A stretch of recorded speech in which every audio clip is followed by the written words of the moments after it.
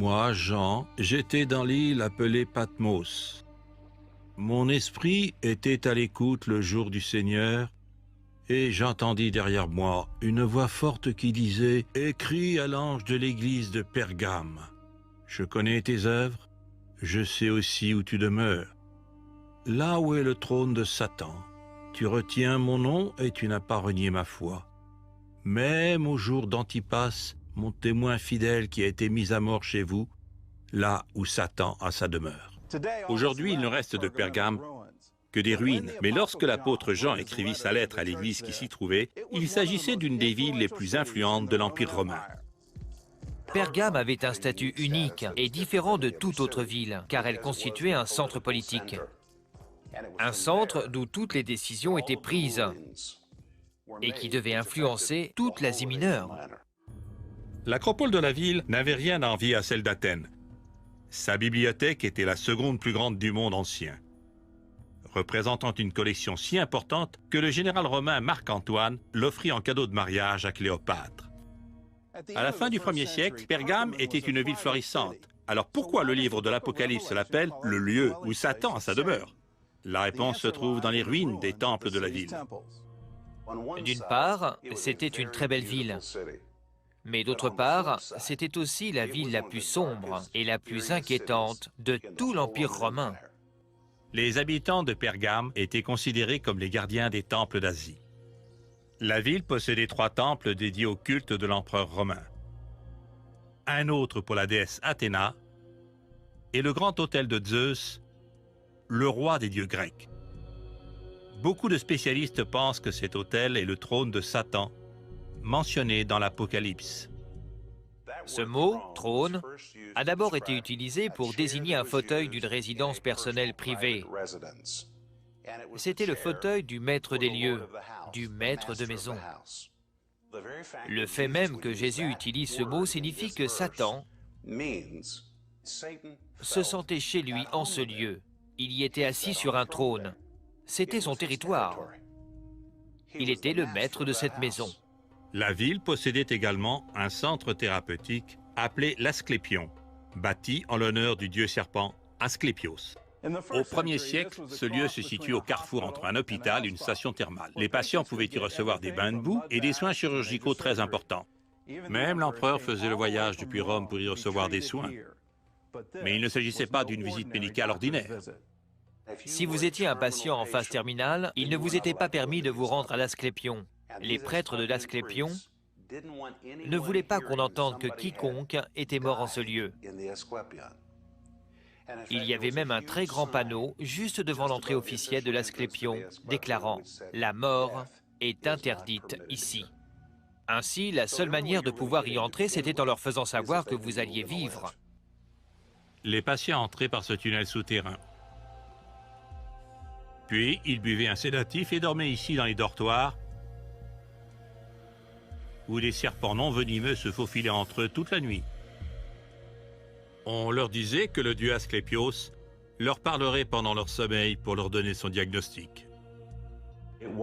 On croyait que les serpents possédaient la puissance de guérison d'Asclépios. Et si un serpent glissait sur vous pendant votre sommeil, la nuit, c'était un signe divin que la puissance de guérison descendait sur vous. Le lendemain, les patients racontaient leurs rêves aux prêtres, qui prescrivaient son traitement. Enfin, le patient modelait dans de la terre glaise la partie de son corps qui avait besoin de guérison et l'offrait à Asclépios. Les habitants de Pergame adoraient une myriade de dieux grecs et romains. Lorsque le christianisme arriva avec sa croyance en un Dieu unique, les prêtres des temples païens devinrent très agressifs, et leur plus célèbre victime fut un homme du nom d'Antipas. Dans le livre de l'Apocalypse, Jésus appelle Antipas « mon témoin fidèle ». Il était évêque de Pergame et avait été ordonné par l'apôtre Jean. Sa foi attira l'attention des prêtres de l'Asclépion qui portèrent plainte auprès du gouverneur romain de Pergame. Les prêtres témoignèrent que des démons leur étaient apparus en rêve, leur disant que les prières d'Antipas les chassaient de la ville. Antipas avait chassé tant de démons que les démons et les esprits s'étaient plaints auprès des païens, leur demandant de trouver une solution au sujet de cet Antipas. Il fut ordonné à Antipas d'offrir un sacrifice de vin et d'encens à une statue de l'empereur romain en déclarant que l'empereur était seigneur et Dieu. Il refusa. Rejeter la divinité de l'empereur signifiait rejeter la ville de Rome. Et les croyants étaient mis à mort pour cette raison. Antipas fut condamné à mort sur l'autel de Zeus. La plus grande partie de l'autel subsiste encore aujourd'hui, et ce qui l'entoure constitue l'une des plus célèbres frises de marbre au monde qui dépeint la bataille entre les dieux grecs et les géants. Situé au sommet de l'autel, un taureau d'airain creux destiné au sacrifice humain. Ils prenaient la victime et la plaçaient à l'intérieur du taureau. Ils l'y attachaient de telle sorte que sa tête soit placée dans la tête du taureau. Ils allumaient ensuite un grand feu sous le taureau et au fur et à mesure que l'airain chauffait, la personne prisonnière à l'intérieur était progressivement brûlée jusqu'à ce que mort s'en suive. Lorsque la victime commençait à gémir, puis à hurler de douleur, ses cris se répercutaient le long des tuyaux situés dans la tête du taureau, de sorte que cela donnait l'impression que le taureau prenait vie. Même au plus fort des flammes, Antipas mourut en priant pour son Église.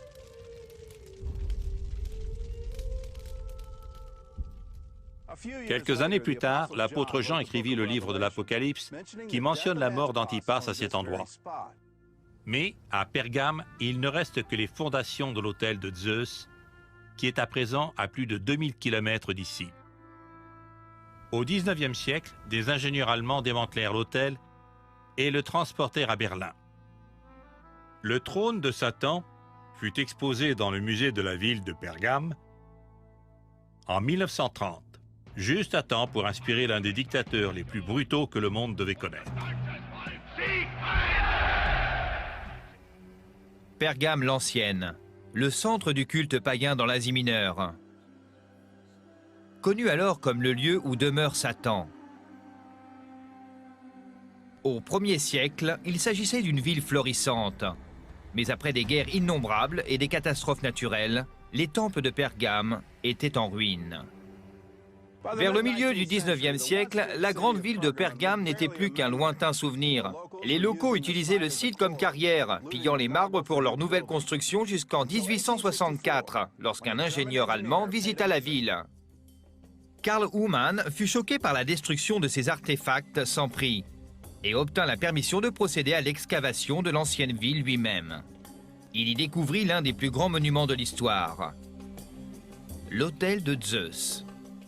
Pierre après pierre, l'autel fut excavé et transporté à Berlin. Il fut ensuite réassemblé et placé dans son propre musée. Le musée de Pergame fut terminé en 1930, avec comme pièce maîtresse l'autel de Zeus. Il finit par attirer l'attention d'un jeune homme du nom d'Albert Speer, le nouvel architecte en chef du parti nazi. Adolf Hitler l'avait commissionné pour concevoir une aire de parade pour les grands rassemblements du parti, à Nuremberg. Albert Speer trouva son inspiration dans l'autel de Pergame. Speer laisse tout le crédit à Hitler. Je pense qu'il est comme un décorateur d'intérieur doué qui est engagé par un client qui a déjà son idée en tête. Le décorateur marque son accord et réalise les idées du client. C'est ce qu'a fait Speer. Avec l'autel pour modèle, Speer créa une tribune colossale pour les rassemblements du parti, qui fut connue sous le nom de tribune Zeppelin. Après la guerre, seule une petite partie de celle-ci resta debout. Au milieu de la tribune, là où se dressait l'autel de Zeus dans l'ancienne ville de Pergame, Albert Speer construisit le podium d'Hitler. Hitler voulait créer ce qu'il avait appelé une expérience des masses, et Speer avait une idée parfaite. La plupart des rassemblements à Nuremberg avaient lieu de nuit. Speer entoura donc la tribune de 150 projecteurs. Les colonnes de lumière s'étendaient sur des kilomètres dans le ciel, créant ainsi l'effet mystique désiré par Hitler. La cérémonie de clôture à Nuremberg doit être célébrée avec exactement la même solennité et le même cérémonial qu'une messe de l'Église catholique. Adolf Hitler.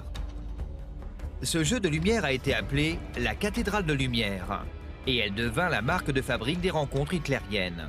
Elle fut même utilisée lors de la cérémonie de clôture des Jeux Olympiques de 1936, à Berlin.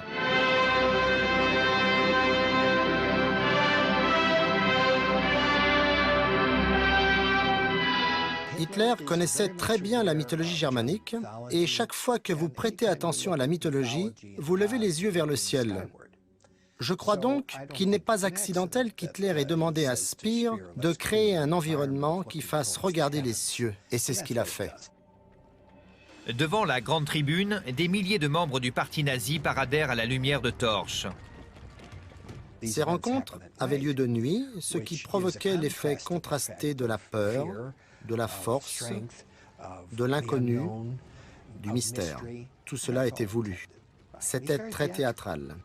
La lumière des flambeaux, les feux, cela a toujours fait partie des croyances pré-chrétiennes. C'est pourquoi je pense qu'il faut prêter un contexte quasi mystique, semi-religieux, à ces parades de flambeaux. Et il y en avait beaucoup dans l'Allemagne nazie. Depuis son podium, Hitler fascinait les foules. « Tout le monde parmi vous ne me voit pas, et je ne vois pas tout le monde parmi vous. Mais je vous sens, et vous me sentez. » Puis, sous la cathédrale de lumière, des milliers d'Allemands prêtèrent ce qu'ils appelaient le serment sacré. Flamme brûlante, gardez-nous unis jusque dans l'éternité. Personne ne pourra ravir la foi de ceux qui sont consacrés à l'Allemagne. Serment lors d'un rassemblement en 1936. De 1933 à 1938, des centaines de milliers de personnes se réunissaient ici chaque septembre à l'occasion du congrès du parti nazi. Mais c'est le congrès de 1934 qui captura l'attention du monde entier, grâce à ce qui est peut-être le plus grand des films de propagande de tous les temps. Le film du parti de 1934 donne la parfaite image d'Hitler, et aucun autre film n'a été fait sur lui. Il ne voulait aucun autre film sur lui. Tout ce qu'il voulait que les gens sachent du nazisme se trouvait dans ce film. Il a été montré continuellement 12 années de suite en Allemagne. Le triomphe de la volonté fut réalisé par une jeune actrice allemande du nom de Leni Riefenstahl. C'était une actrice de cinéma très célèbre. Je dirais que c'était une sorte d'Indiana Jones au féminin. Elle était jolie, bien faite, populaire, romantique. Hitler était assez romantique et elle lui a plu. Le film représente Hitler comme un dieu, le sauveur du peuple allemand. Dans ce film, tel un messie, Hitler descend du ciel, traverse les nuages pour enfin apparaître aux fidèles qui l'attendent en bas. Et chaque fois qu'il apparaît, toute personne qui se trouve dans son entourage a le regard émerveillé, les yeux qui pétillent, comme en présence d'un être céleste. Ça aussi, c'est voulu. Dans ses discours, Hitler emprunte souvent des phrases à résonance chrétienne, comme dans cette scène mettant en présence la jeunesse hitlérienne. Après que la jeunesse hitlérienne ait chanté « Je vous salue Hitler », ce qui est pratiquement un chant religieux, Hitler commence son discours et dit des choses comme « Vous êtes la chair de notre chair et le sang de notre sang », ce qui est un emprunt du rituel de l'Église romaine, catholique, qu'il connaît bien. Il s'agit d'une déclaration très physique qui trouve son écho dans la foule. Après le film « Le triomphe de la volonté », la popularité d'Hitler atteignit des sommets inégalés. L'année qui suivit, plus d'1 million d'Allemands se rendirent à Nuremberg pour écouter son discours.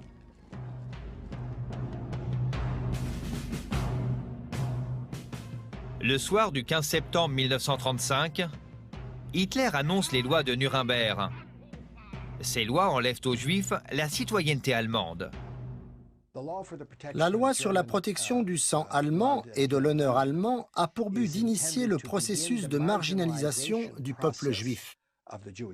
Hitler a bénéficié d'un grand soutien populaire, la plus grande partie de son mandat. Mais l'on n'obtient pas le soutien populaire en disant « Nous allons mettre le peuple juif dans des chambres à gaz et tous les incinérer ». Non, mais il les a graduellement marginalisés. C'est également ici qu'Hitler a pour la première fois utilisé en public l'expression « solution finale ». Des plaintes amères ont été rapportées de tous côtés, qui stigmatisent le comportement provocateur des Juifs. Cette loi est une tentative pour trouver une solution législative. Si cette tentative échoue, il sera nécessaire de transférer le problème juif au Parti national socialiste en vue d'une solution finale. Adolf Hitler, 13 septembre 1935. Les lois de Nuremberg dépouillent les Juifs de leurs droits de citoyens. Il leur était interdit d'enseigner dans les universités de l'État. Ils ne pouvaient pas pratiquer la médecine dans les hôpitaux publics. Ils ne pouvaient pas déployer le drapeau national. Puis, cela fut jumelé avec la loi sur la citoyenneté du Reich, qui stipulait que les Juifs en Allemagne étaient sujets du Reich, mais non citoyens. La solution finale d'Hitler est à présent connue comme étant l'Holocauste, du grec qui signifie le sacrifice d'un animal entièrement consumé par le feu. En 92 de notre ère, le fidèle Antipas mourut, tel un sacrifice consumé par le feu sur l'autel de Zeus à Pergame. Ce lieu que le livre de l'Apocalypse appelle le trône de Satan. Des siècles plus tard, à Nuremberg, au centre d'un autel de Pergame remis à l'ordre du jour, le taureau fut remplacé par un podium, duquel Adolf Hitler annonça sa solution finale au monde. Et cette fois, le sacrifice consumé par le feu, c'était 6 millions de Juifs.